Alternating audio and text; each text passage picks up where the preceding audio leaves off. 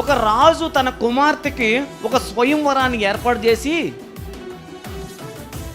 ఎవరైతే నా కుమార్తెను పట్టుకుంటారో, నా కుమార్తె అంటే దూరాన గురికాడికి వెళ్ళేలోపు ఎవరు తాగుతారో ఆమెని, వాళ్ళకిచ్చి ఆమె నేను వివాహం చేస్తానని చెప్పాడు రాజు.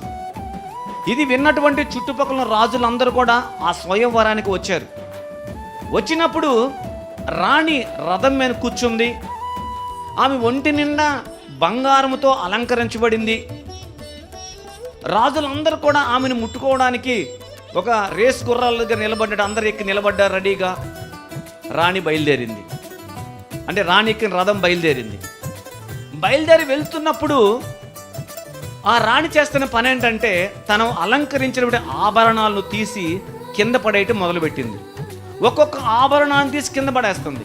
ఇప్పుడు కింద పడినటువంటి ఆ ఆభరణాన్ని ఎవరైతే వంగి తీసుకుంటున్నాడో వాడు ఏమయ్యాడంటే ఆ మార్గంలో నుంచి పక్కకి వెళ్ళిపోతున్నాడు, వెనక్కి వెళ్ళిపోతున్నాడు వాడు. ఇలాగా రాణి గురి యొద్దకు వెళ్ళేలోపు తన ఒంటి మీద ఉన్న బంగారం అంతా తీసి కింద వేయటం జరిగింది.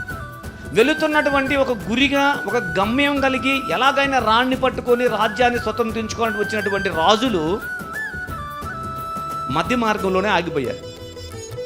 ఎందుకు ఆగిపోయారు అంటే, విలువైనటువంటి రాణి కన్నటువంటి బంగారానికి ఆశపడ్డారు కాబట్టి. మనం కూడా దేవునితో పాటు యుగ యుగాలు జీవించే ఆ అద్భుతమైన వర్ణింప సఖ్యమ కాని జీవితాన్ని వదిలిపెట్టుకొని, ఈ లోకంలో దుష్టుడు మన కంటి ముందు చూపిస్తున్నటువంటి అనేకమైన ఆకర్షితమైన వాటికి మనం లోనయ్యి, మనకు కూడా దేవుని సన్నిధి కన్నా కూడా, దేవునితో నడిపించబడటం కన్నా కూడా, ఈ లోకములో ఉన్న పేరు ప్రఖ్యాతలు లేకపోతే ప్రతిష్టలు, గొప్ప గొప్ప వాటి కొరకే మనం ఎప్పుడైతే చూసామో, మనము ఆ గురిలో నుంచి ఏమైపోతామో తప్పిపోతాం మనం.